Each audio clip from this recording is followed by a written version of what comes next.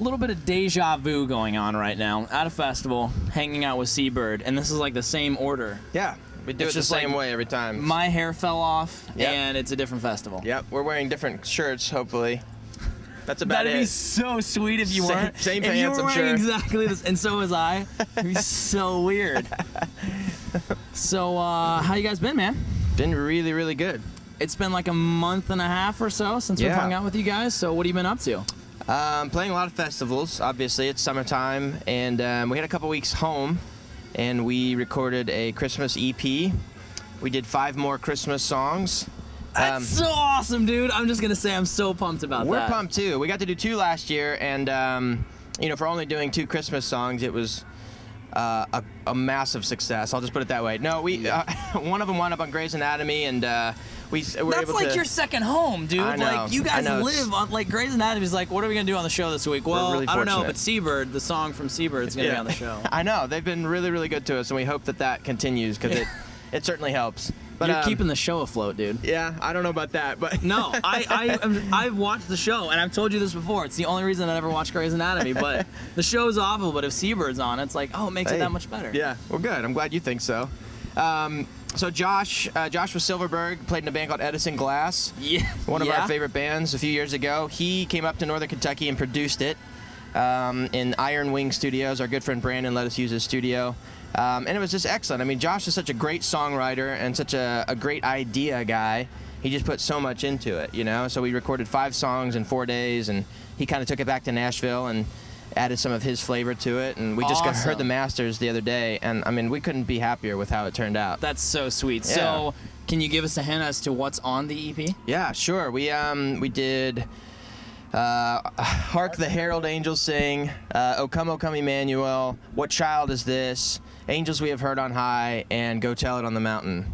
Classic, And being from dude. Kentucky, the Go Tell It on the Mountain song was definitely our favorite. So yeah, it is. Dude, it's that's classic, man. When can we expect to hear that? When's it coming out? What's the details? We will probably release it sometime in October. Okay. And do, you know, some Christmas touring, I guess. Try to sell that and get the music out there. But we love playing Christmas songs, so now that we've got 7 of them, we'll put the 2 from last year on there as well. So it'll be like sweet. a 7-song EP that will be having at shows. That's awesome, dude. Now, I have to admit, my rule of thumb is I don't listen to Christmas music until after Thanksgiving. Yeah. Everybody always puts out their albums in October. I know. I might make an exception for Seabird's Well, Christmas you know, the good thing about putting it out in October is it gives people an opportunity to pre-buy it, you know, for Christmas, because like waiting till the day after Thanksgiving can be really crazy. You know, things can be sold out, and we wouldn't want that to happen to anybody.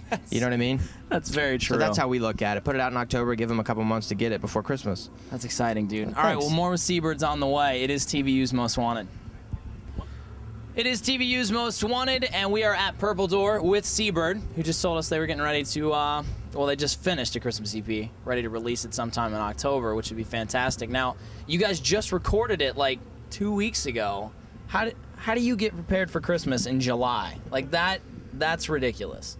Yeah, well, Santa Claus suits definitely help, and we buy each other gifts and put up a Christmas tree. Like you did this 2 weeks ago. Yep. No, I'm joking. I was gonna say, I don't believe you. I don't believe you, but that would be awesome. That was the pre-production for the recording. Yeah, a big Christmas party.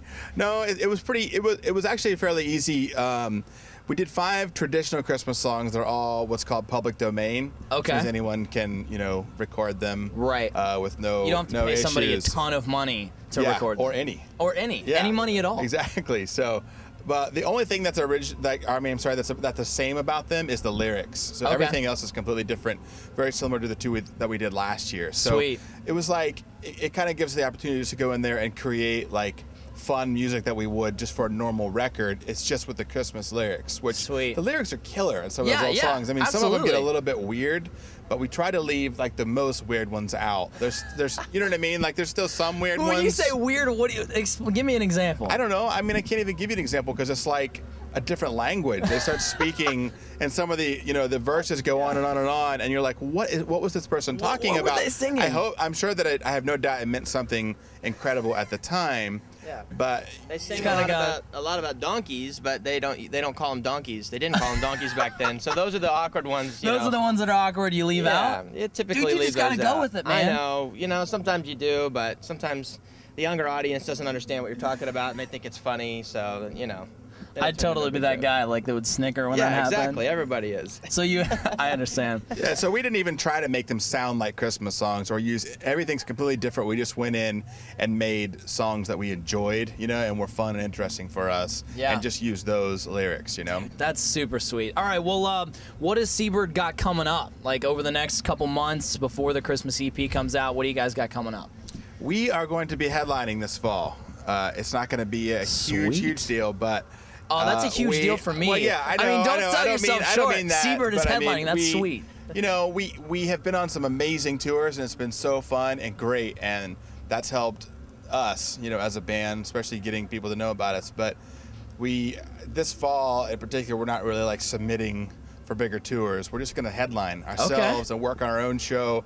And it's all going to be East Coast. We've been West Coast a ton in the last year. I like that. And for a band like us, like we can't go West Coast too much, but we've neglected the East, so we will be on this side of the country. Dude, that's exciting. Playing shows here. And let me tell you why. Because House of Heroes, the Classic Crime, are going on tour sometime this fall, and they're just touring West Coast. That's it. And I've given them all a hard time about it. Like, why would you do that, you know? Yeah. So I'm glad that there's a band that's like, hey, East Coast, we're representing. We told them the same thing. That we were going to go. They wanted us to go on that tour as well. We and said, you were like, no. No thanks. No thanks. We said, we're not doing that. What's wrong with you guys? Yeah, that'll be the end of your career. So when can we find details about the headlining tour this fall? Details will be out shortly. Okay. There's only a handful in September. That'll be close to your area in Ohio, Chicago, things like that. But then October, we're going to start hitting it heavy. So those dates should start popping up in a few weeks on our MySpace and Facebook page. Awesome. All right, well, if you want details, link up, of course, at TVUlive.com. Guys, thanks so much. It's always a pleasure for hanging out with me on the show today. It is TVU's Most Wanted.